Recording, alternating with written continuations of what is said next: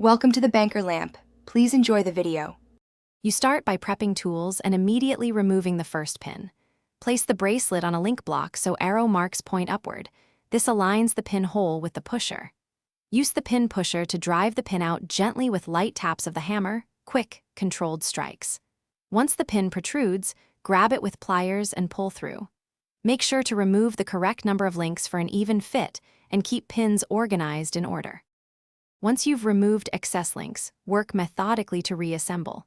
First, align the two link halves so the pin hole matches perfectly. Misalignment will bend pins. Push the pin in partway by hand, then seat it fully with a few light hammer taps. Stop when the pin is flush. If pins are directional, insert from the non-arrow side toward the arrow. Make sure the clasp sits centered. If not, remove or add a link on the opposite side to rebalance. To finish, reattach the clasp and any end links, then secure spring bars into their lug holes with the spring bar tool. Listen for the click that confirms seating. Put the watch on and test the clasp through motion and light tugging. Make sure it locks securely and that links don't pinch. If a pin is stuck, apply a drop of lubricant and tap from the opposite side. If links wobble, swap the pin for a replacement.